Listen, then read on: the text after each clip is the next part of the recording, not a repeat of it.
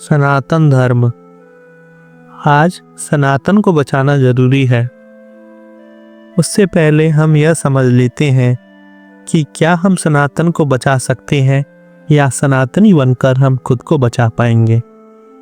और उससे पहले यह समझ लेते हैं कि सनातन है क्या। सनातन का अर्थ होता है, अगर इसका संधि विच्छेद किया जाए तो स प्लस नातन। स यह एक उपसर्ग है जिसका अर्थ होता है संपूर्ण, अर्थात कि पूर्ण। और नातन, नातन का शब्द होता है अनादि, अर्थात कि इन्फानाइट।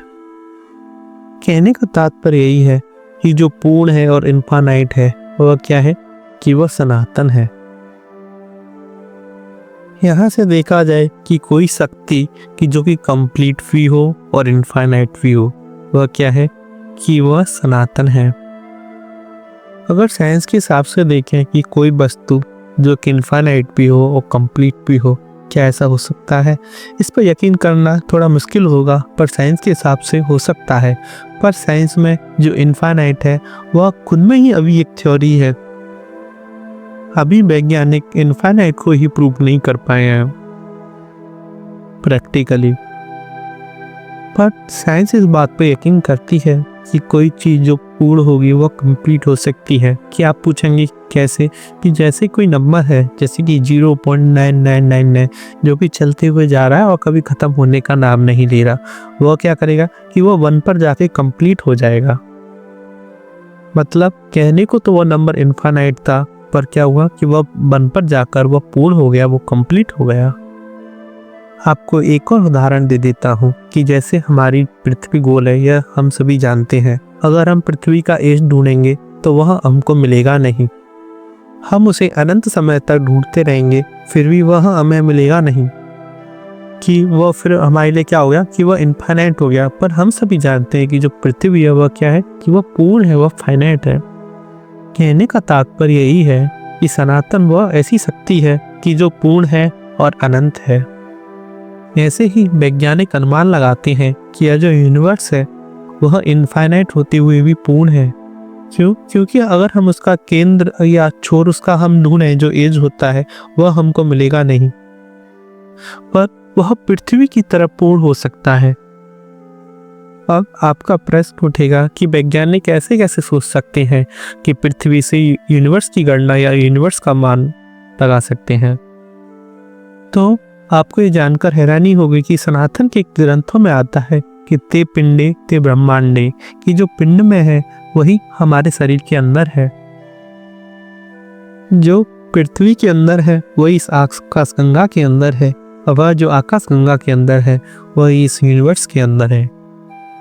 इसे आसान तरीके से समझने के लिए हम उदाहरण के जरिए समझते हैं। जैसे अगर हम सभी अभी एक विचार करें कि जैसे इस संसार में कोई विज्ञान नहीं है और हमें इस यूनिवर्स के बारे में कुछ नहीं पता, तो आप क्या देखोगे? तो हम सबसे पहले देखेंगे कि पृथ्वी के बाहर एक सूर्य है। दिन में हमको एक सूर्य दिखाई देगा और शाम को हमको एक चंद्रमा। अब अगर हम उनको ऑब्जर्व करें तो सूर्य हमको घूमता हुआ दिखाई देगा और चंद्रमा भी हमको घूमता हुआ ही दिखाई देगा। अर्थात कि दिन में हमें सूर्य और रात में हमें चंद्रमा हमें घूमते हुए दिखाई देंगे। पर जो विवेकशील व्यक्ति होगा, जिसके अंदर विवेक होगा, वह यही सोचेगा कि अगर ये चंद्रमा सूर्य घूम रहे हैं तो ये पृथ्वी क्यों नहीं घूम सकती। जैसे हमको ये दूर से चंद्रमा और सूर्य गोल दिखाई पड़ रहे हैं, तो ये पृथ्वी क्यों हमको गोल दिखाई नहीं पड़ सकती। मतलब कि ये पृथ्वी गोल क्यों नहीं हो सकती। और ये चंद्रमा और ये सूर्य जो हमको घूमते हुए दिखाई दे रहे हैं, तो ये हमारी पृथ्वी क्यों नहीं घूम सकती। ये भी तो घूम रही होगी। यह एक विवेकशील और जिसके अंदर विवेक है उस व्यक्ति के अंदर यह जिज्ञासा जरूर आएगी, और वह यही सोचेगा कि जब पृथ्वी घूम सकती है, सूर्य घूम सकता है, तो ये गैलेक्सी भी घूम रही होगी। और जब ये गैलेक्सी घूम रही होगी तो ये यूनिवर्स भी घूम रहा होगा, और जो यूनिवर्स से भी जो बाहर की चीज़ें हैं वह सब ही घूम रही होंगी। पर आपको जानकर हैरानी होगी कि जो ये ईसाई धर्म है, जो ये इस्लाम धर्म है, वह बिल्कुल इसके विपरीत सोचते हैं। और ये सदियों तक यही सोचते रहे कि जो पृथ्वी है वह फ्लैट है और जो सूर्य है वो पृथ्वी के और पास घूम रहा है। अगर इसके विपरीत भी कोई खड़ा हुआ तो उसको या तो जहर दे दिया गया या फिर उसको उसके ही घर में कैद कर दिया गया। गैलीलियो, जिसकी वजह से हम जान पाए कि यह पृथ्वी सूर्य के चारों ओर घूमती है, उसको अपनी जिंदगी के आखिरी क्षणों में उसके ही घर के अंदर कैद कर दिया गया था। और इसका ही नतीजा है कि जो आज के संसार में जितने भी वेस्टर्न कंट्रीज हैं, उनके 10% के करीब लोग आज भी यह मानते हैं कि ये जो पृथ्वी है वह फ्लैट है और सूर्य पृथ्वी के ओर पास घूम रहा है। इससे यही सिद्ध होता है कि यह जो दोनों धर्म है, ईसाई और मुसलमान धर्म, वह झूठी बुनियादों पर टिके हुए हैं। इन धर्मों में तुम्हें कोई सच्चाई देखने को नहीं मिलेगी। यह सिर्फ मूर्खों के धर्म है। सिर्फ इन दोनों धर्मों को कहना गलत होगा। मैं तो ये कहता हूँ कि जितने भी लोग संसार में हैं, वह किसी भी धर्म को मान रहे हैं, वह सब के सब मूर्ख हैं। मेरे कहने का तात्पर्य बस यही है कि जो धर्मों को मानने वाले लोग हैं वह मूर्ख हैं, चाहे इस्लाम हो, ईसाई हो या फिर हिंदू हो या संसार का कोई सा भी धर्म हो। जो लोग इसे मानते हैं वह मूर्ख हैं। इसलिए देखा जाता है कि जो व्यक्ति अमीर है या फिर जो व्यक्ति वैज्ञानिक है, वह ज़्यादातर धर्मों को नहीं मानते। इसलिए जो वैज्ञानिक हैं और जो अमीर व्यक्ति हैं, वो अपने आप को धर्मों से आज़ाद समझते हैं। और यह कहना गलत नहीं हुआ कि वो अपने आप को धर्मों से आज़ाद समझते हैं, इसलिए वो वैज्ञानिक और अमीर व्यक्ति हैं।